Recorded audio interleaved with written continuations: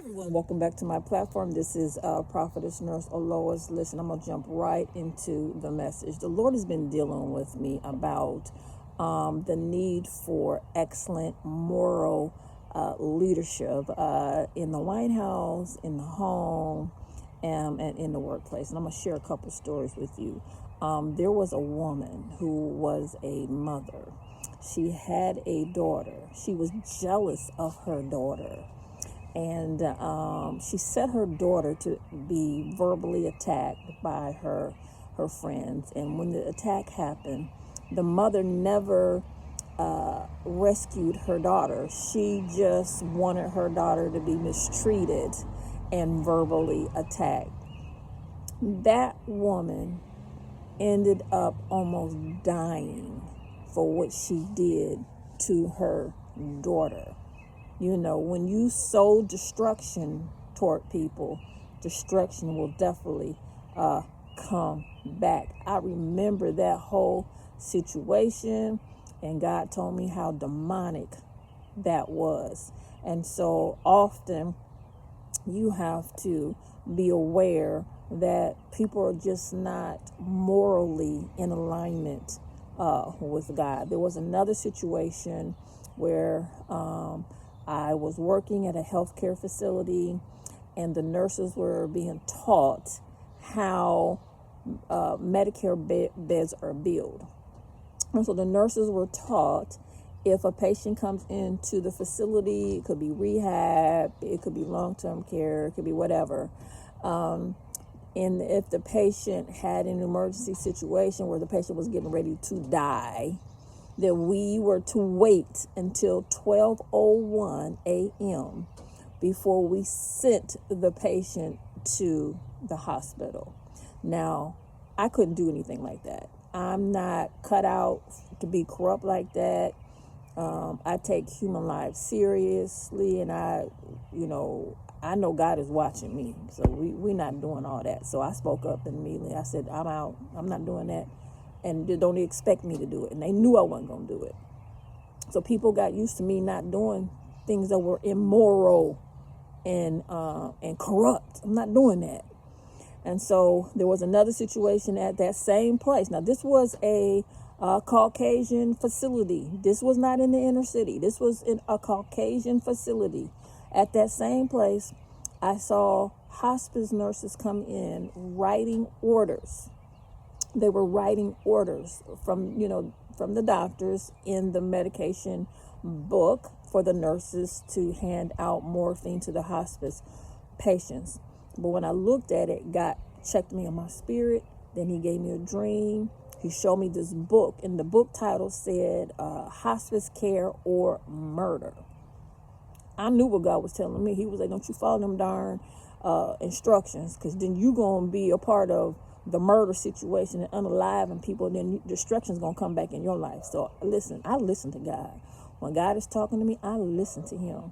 And so I had a conversation with the doctor on staff, and I said, hey, I can't follow these orders, because it's against the law not to follow the doctor's orders, not unless you have some something you need to say to the doctor. So I followed policy, called the doctor.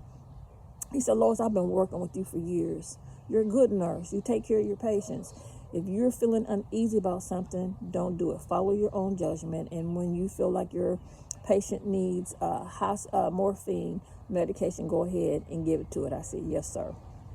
So then I went a step further. I spoke to my director of nursing. They call her the DON.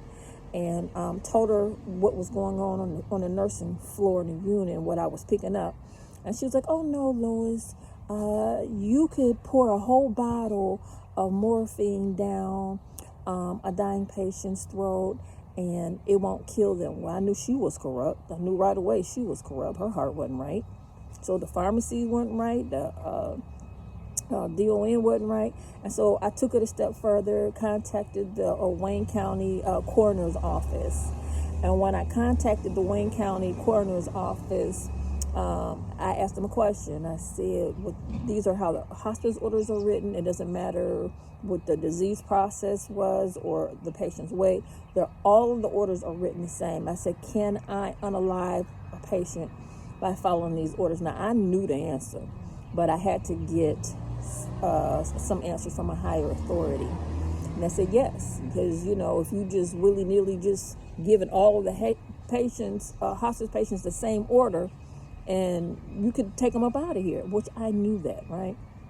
So then I took it a step further, contacted the Attorney General's office and told them everything that happened. They did an investigation, and sure enough, the pharmacies were overbilling hospice patients to make money off of them. Okay? The Attorney General shut that pharmacy down. My healthcare company had to change and get a new pharmacy. And I went on about my business. I did what I was supposed to do. I was an advocate for the helpless. People couldn't speak up for themselves. And I did the right thing. This is the type of leadership we need in the home, in the workplace, and in U.S. government. Right now in the United States of America, if a man has a heart attack and a woman has a heart attack and they get to the hospital at the same time, it's now an executive order where the man gets priority over the woman. Listen, this stuff is morally wrong. This stuff is just wrong, okay? And shame on the Christian broadcasting stations.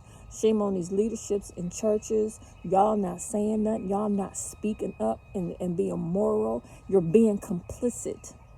Anytime you're complicit with evil and wrongdoing and wickedness, that means you're a part of it. That means you sanction it. You are saying it's okay to be wicked and evil. And God is going to handle you. You're going to be judged. You will be judged.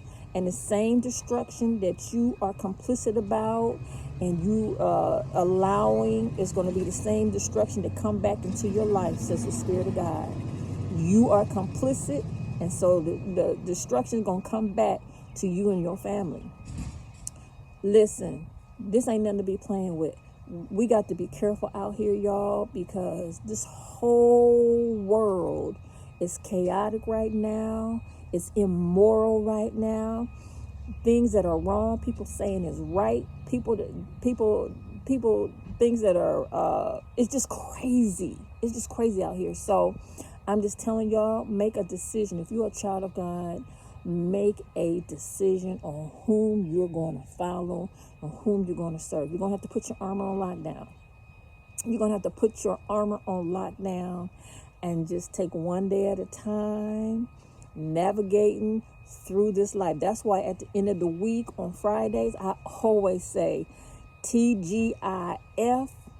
We made it through all the shenanigans, all the craziness, all the wickedness, all the evil that the week had to hold. We made it through the help of God, in the peace of God, in the joy of God, knowing that greater is He who is in us than he who is in this world. Okay? So the righteous of God, don't jump ship. Just because everybody else is being wicked and evil, don't you do it.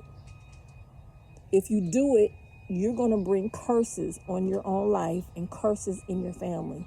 Stand up for right. If it's wrong, rebuke it, call it out. If people don't like it, so what? You still call it out, do the right thing. You let God handle all that. You let God handle immoral people. Okay? So this is Prophetess Nurse Lois. God bless you.